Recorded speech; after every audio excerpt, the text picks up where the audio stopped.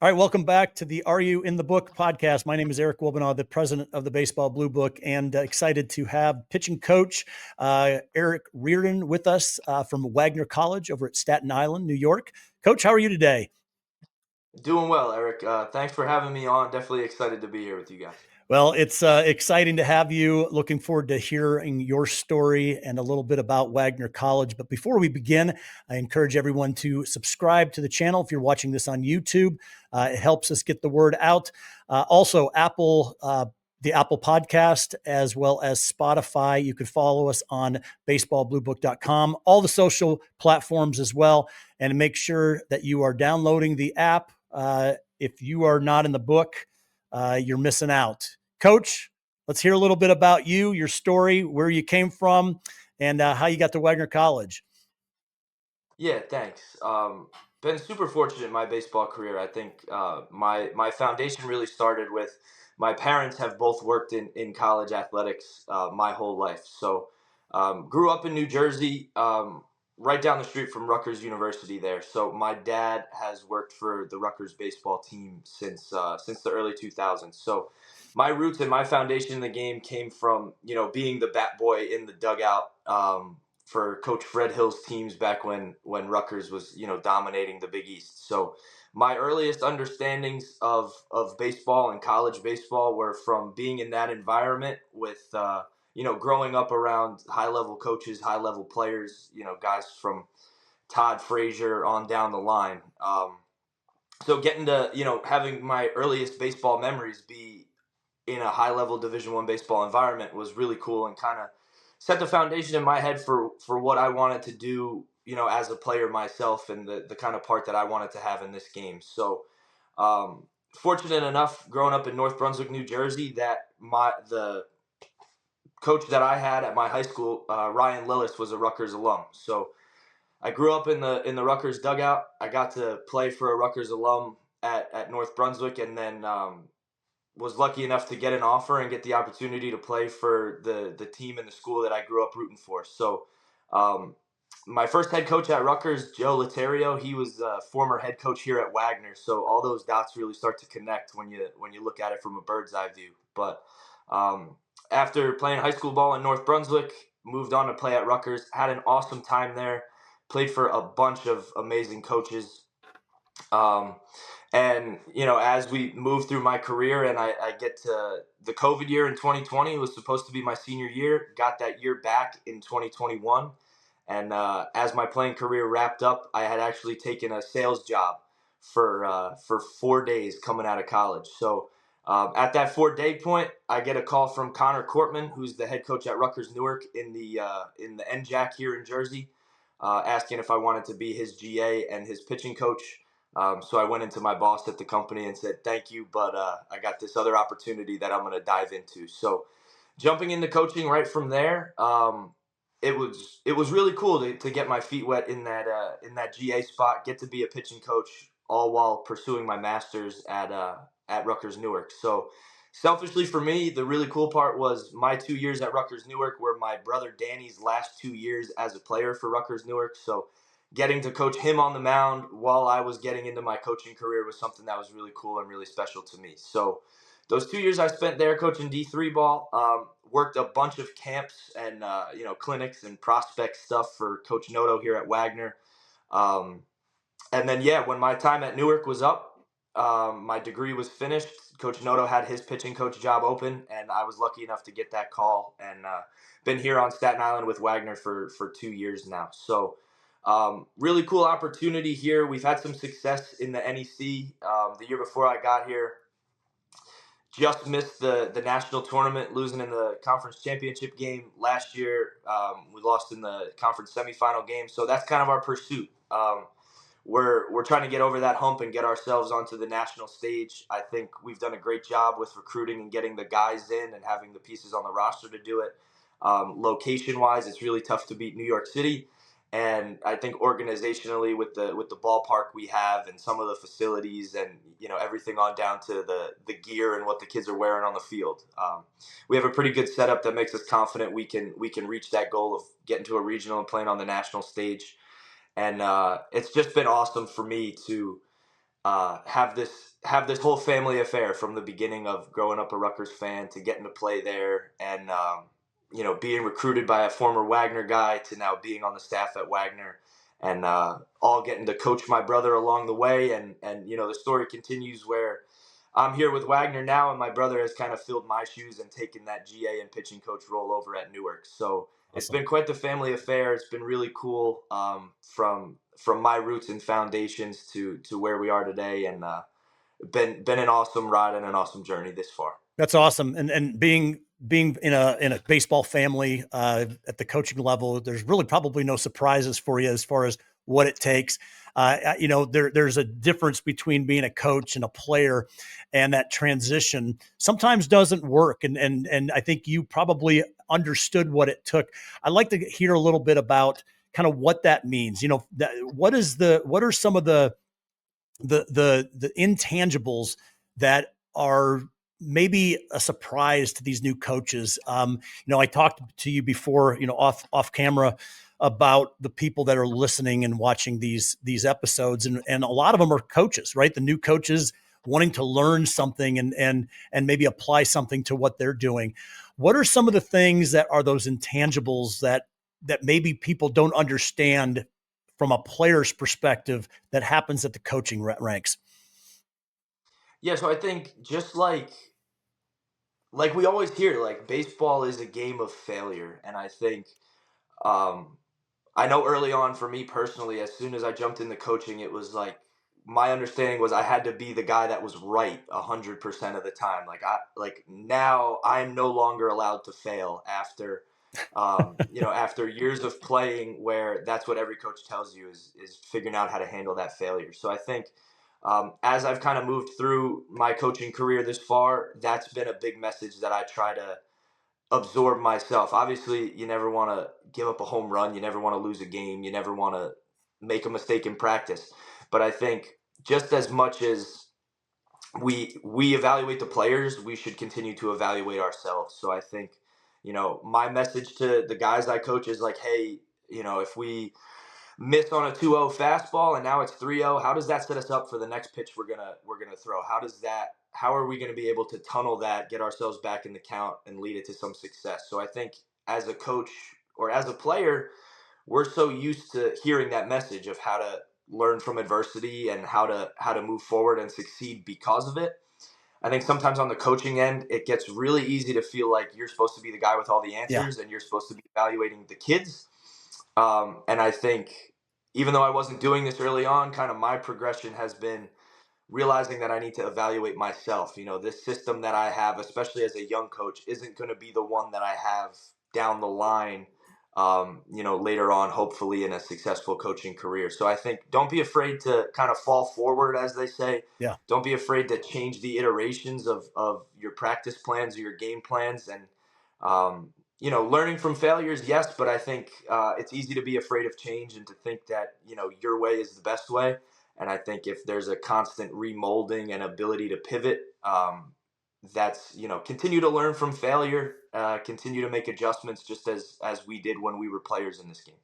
Yeah, you hear the phrase "finding your fit," and we tell players that all the time: find your fit, find the program that you can find good mentors, good coaches, good people to kind of take you to that next level.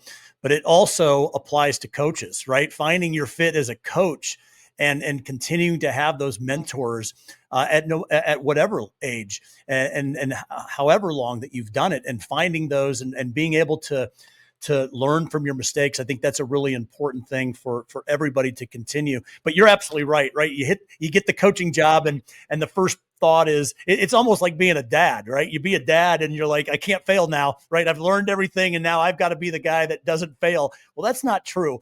And that also applies to the coaches. We're still learning. We're still trying to understand. New players are coming in, and this is the kind of the segue of what type of players. You're just out of the playing career just a few years. What have you seen different from even when you were playing to what is going on today. I mean, these kids are inundated with technology and analytics and all the things that are supposed to be making them better. What are you seeing? Kind of just your perception of the changes that are going on, and how do you address that and deal with it? Yeah, so I think the that conversation is one that never ends in our game today. Is like what are we supposed to make of all of this data and analytics and technology that exists today? So I think off baseline, they are tremendous tools. Like I as you said, I wasn't playing all that long ago, and I think when I was an 18-year-old freshman, I couldn't have given you much of a deep rooted understanding of what my spin rate or my attack angle might have, like what the value of that might have been. I think these days it's been really impressive on the coaching side of it now to see how good of an understanding these kids have of what those data tell them. um, I think the separator, for the development of a kid, or like where he sits now, is what understanding does he have of how those metrics and that data applies to him, and how that's supposed to help his development or make him successful. So if we're going to pay these thousands of dollars for a TrackMan or a Rapsodo or a video system, we have to be able to pull out just as much benefit. It can't be just a glorified radar gun. And to that end, you look at a big league game and there's sinker slider guys, and there's, high ride with good vertical breaking ball guys. And I think there's a disparity between kids who like see their favorite big league pitcher and say, I want to be like that guy, and the kid who understands what his metrics tell him and knows how to apply them to make himself successful, rather than just, I want to chase high spin rate because that's what I heard once. So that's part of our job as coaches, is to say, hey, this is what your metrics tell you. This is what your metrics tell us. This is how we're going to make you as successful as possible. And the kids these days certainly have a better understanding of what those numbers mean. But I think the kids that can say, this is the kind of guy I am, this is how I profile, and this is the way to use it, those kids are maybe a step ahead right now in that development curve compared to the kid who, I I want to have a breaking ball like Clayton Kershaw, and I want to throw a changeup like Devin Williams all at the same time. These are great pursuits. We should want to be successful, but how often do we talk about individuality in the game of baseball? So I think that's where the coaching side of the metrics comes into play. Is we have to have a high level understanding of what these numbers mean so we can push the players forward. Those guys that kind of accept, like, hey, this is the guy I am and this is how it's going to make me successful, rather than chasing something that might be outside of their repertoire or their arsenal. I think that's where the separation starts to begin. No, I think that's really important because I know this is a hitting analogy, but Pete Rose always said, he goes, if you're in a hitting slump, you may move up the box, you may move back in the box, you may choke up, there's a lot of different things that you might do, but you don't change your swing, because the swing is what got you there, right? And it's almost the same as pitching. It's like, what got you there? It's not necessarily trying to be a pitcher that you're not. It's what works for you, and how do you work those into being more of a successful pitcher. When we were offline, we talked about kind of the qualities and the things that you're looking for from players. What are some of the most important things for you and your coaching staff beyond the metrics? What's one of the things that kind of makes them stand out, that is maybe an intangible that you can't see on a Rapsodo or a TrackMan? I think right away it's baseball IQ. I think I'm not here to discredit any of the technology we have today, because it has been nothing but helpful to our game. Like, it's awesome that we have access to these things and we can utilize them. I think in this so metric and data driven baseball world that we live in these days, it's easy to get caught up in, here's my exit velo, here's my 60 time, here's my fastball velo, here's the spin rate on my breaking ball. I think guys that have an understanding of the game, what I think about all the time is going to a baseball practice growing up, and you're just doing situational fungo work. Like, okay, the coach throws runners on these bags and we have to handle this situation, and he doesn't say anything, but all of a sudden it's second and third. How many outs are there? What bases do I have to back up if a ball's in the gap? Um, that's an intangible that like is never going to hurt a guy. Um, and again, like it's not to say if you have a 100-mile-an-hour fastball, you can't get away with some things that maybe an 85-mile-an-hour guy can't. But that's the intangible that speaks the biggest volumes to me, is a guy that knows where he is, knows what's going on, understands the intricacies of the game, in addition to having the metrics that have made him a Division I baseball player and on the field for us. Um, the baseball IQ is something that can never go away if you want to be a successful college or hopefully one day professional ball player. And I think it's easy to lose sight of that these days, but that's what makes it special when you find a kid who has that, or you're able to coach it into them and see that part of their development, the understanding of the game outside of just the understanding of what their abilities are as well. I love that. And again, a lot of our audience is also parents, and I think hearing directly from the coaches and what's important, I think is a message that needs to be heard. There, I hope, and maybe I'm hoping something that's never going to happen, but I hope the metrics of what we're seeing doesn't become one of the stats that are in baseball, because it's great when, I think this last year is when you started seeing the launch angle show, they're showing the launch angles on the screen, the spin rates on the pitches, and I'm going, did they strike him out? Did the ball go over the wall? Right? Was it a hit? I mean, it's kind of like we lose sight of. We're almost, it's a game inside of the game, but are we winning the game? Because that's what's important. It's the wins and losses, and if you're a baseball IQ guy, I love the baseball IQ because it's so simple, but it's not. And it's that situationals. And as a pitcher and a pitching coach, those situations are right there on the mound as well. That's what I love about the game, is the games are inside of the game, right? Watching these pitchers battle. And I think another thing that you talked about is understanding that, and how a good pitcher um, can figure that out, and maybe lose one round, but then coming back, and when they have that baseball IQ, utilizing that. It's like a chess game, right? I mean, it's that move that you had, but what are you going to do next? And so, talk a bit about understanding and finding those players. How do you know, right? I think one of the things, I love to talk to these coaches. It's like, how do you identify the guys that are going to be able to do it? And what are some of those little things that are those secrets of the success that coaches and particularly Wagner College are looking for? Yeah, I think like finding those guys sometimes is just like objectively easier than we might make it. Um, like the showcase world that we live in these days is awesome, right? You get a ton of really talented players all in the same place. The coaches kind of have that one stop that they go to see a bunch of guys in one day. Like having that opportunity and that ability is great. Um, the follow up is what's important. Like, yeah, this guy put on a great display in BP, or he threw a really good bullpen, or fill in the blank with showcase abilities. But then, let's go see this kid play a game. Yeah, If he's got a cannon in the outfield, can he put it on the bag? If he has that same cannon in the outfield, can he go track down the ball in the gap before he has to make that throw? He's got really good stuff in the bullpen. How does it play when a hitter's responding to it in the box? yeah, When runners get on base, does the stuff hold? Um, the examples go on down the line. So I think, to your point earlier about are we winning the game or was it a hit?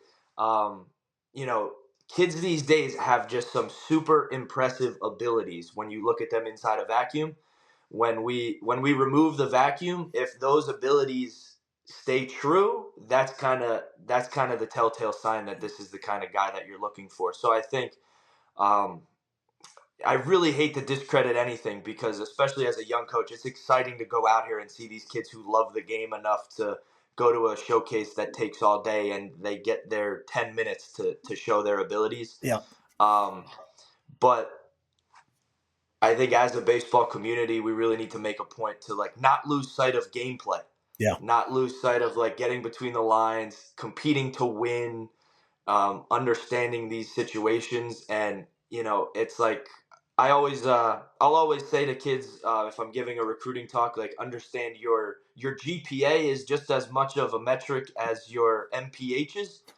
But also, like, if I'm a coach with a tally sheet, um, your it's hard to quantify, but your ability to care about winning, understand situations, be a game player as much as a showcase player, that is just as important of a metric as anything you could put up, when there's not a scoreboard on.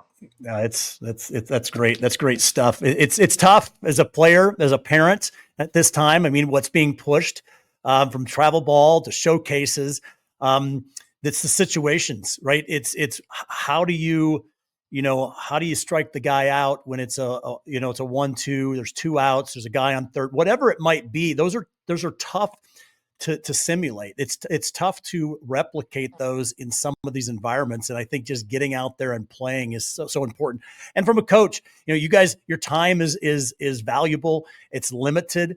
You go back 20, 30 years, it was going and just watching these kids play at these games. I've heard old school coaches talk about, we drove 2 hours to watch this kid play and he was 0 for 4, but we recruited him because of his attitude of 0 for 4, right? It wasn't hitting the bombs. It was the pitcher that got shelled, but how did he carry himself back and forth from the dugout to the mound? I think that those are the stories that I love when coaches talk about, because the metrics are great. The metrics are kind of that they're quantifying things that you think, and able to say, hey, this guy can do these things, but it's really those situations that really matter. Talk a bit about the attitude, the type of players that you're looking for. Let's take away the metrics, take away the stats. When you walk on Wagner College, what type of player am I going to see when I walk in that clubhouse and I start talking to some of your players? What are they like? Who are they? We like to say, when we're recruiting players, when we get to the point in our process where we're bringing a guy on campus for a visit, um, you look around the locker room and there's going to be 35, 40 guys in here that are just like you. So the first thing we always talk about is, like, shred the makeup. Um, if you're on our radar enough for us to be calling you and recruiting you, we know that you have the ability. Now we have to get into, a line I heard very early on in my coaching career was, "Is this the kind of guy you would want to hang out with if you were his teammate?" And that kind of thing pays dividends. So the kind of personality you have, that's the kind of guy you're gonna get if you step into the Wagner locker room. Like, we have a locker room of 40 guys that all really enjoy each other. They like spending time together, and that's crucial in a baseball season when you don't really have much of an option except to spend all of your time with these guys on the bus and in the locker room and the dugout. But I think from a more baseball centric perspective, I'll just paint the picture this way. We have kids from all over the country. We have Texas kids, we have Ohio kids, we got plenty of New York and New Jersey kids, we got California guys, Arizona, Washington, like, you name it. We have guys from all over the map. Um, our last practice before we opened up our ballpark's right on the New York Harbor. It's 23 degrees. The real feel is 17, and we went out and played 11 innings. So nobody's complaining. Everybody on the roster loves the game enough that whether they're a live pitcher that day or they're in the box or they're doing a chart and mapping velos for us, those guys are excited enough to come to the field and do their job and be a part of the baseball operation, regardless of what the conditions are. So that's something that really speaks volumes to us as a coaching staff, is just simply put, like, do you love it? Yeah. I love that. I was just going to say, do you love the game? Right? We're looking for guys that love the game, and I can't get them off the field. I can't get them out of the training facilities. They're thinking about it at all the times, and I think that the message to the parents and the players is, great. You're playing a lot of ball, right? We're hitting the springtime into the summer. There's travel ball. They're playing all of these games. Do they love it? Are you forcing your kid to go these things, or do they wake up thinking about it and wanting to do it? Because that's what it takes to get to that next level. It's like you said, we're not talking to you if the abilities aren't there. So again, ability is obvious, right? You're at a certain level, but what sets apart you from other people, it's really that love of the game and understanding. You've talked about love. You've talked about baseball IQ. There's so many great things that you've talked about, Coach. Let's talk about Wagner College. Why is Wagner College? I mean, Staten Island, great place. I mean, what a bunch of blue collar, awesome people. And then you also have the New York City atmosphere. Man, there's so many good things about what Wagner College brings. But from your perspective, man, what are people? What can they expect? Talk about the life, the day in the life of a Wagner College baseball player. Yeah, I mean, like you hit the nail on the head. I think Staten Island is an awesome place, and I always preface this. Growing up as a Jersey guy myself, going over the bridge, I always had a certain impression of what Staten Island was like. Um, as soon as I got as soon as I started working on Staten Island, my eyes opened up, and I was like, man, I've been missing out down there in Jersey for all these years. I mean, day in the life, you can picture Staten Island as just a big hill. Campus is right on the top of the hill. It is the most far removed setting from New York City you can imagine. We have turkeys and deer running around on like a very rural looking setting, super quiet. You can get that kind of step back from reality and slow down for a little bit when you're up there on campus. As you start to work your way down the hill, you get the Staten Island Mall is there. That's where our ballpark is. Plenty of good restaurants in New York City, and it's food. You can't lose out there. You get to the bottom of the hill, Staten Island Ferry takes you right over into Manhattan, and you're in the heart of the city where all of the action is, and it really does never sleep. So, just from from a personal perspective, that's what you get when you're on Staten Island and you're a Wagner student. Is you kind of have the best of every world you can imagine right there at your fingertips. If you need to slow down and get some schoolwork done, you hang out on campus, and if you want to be in New York City at a Broadway play or at a five-star restaurant, you're no more than 15 minutes away. And we get to play every day in a professional ballpark. So the Staten Island Ferry Hawks, an independent league team in the Atlantic League, Yep. we share a ballpark with them, something like 4,000 seats in there, giant video board, state of the art. It's brand new. They just renovated the field surface, so it's all turf, concourse, brand new. We're super fortunate to have that as our home field. Um, Put a bunch of money into our locker room a couple years ago, so we got the LED lights with the big screen TV and the sound system. The guys all have big league wooden lockers.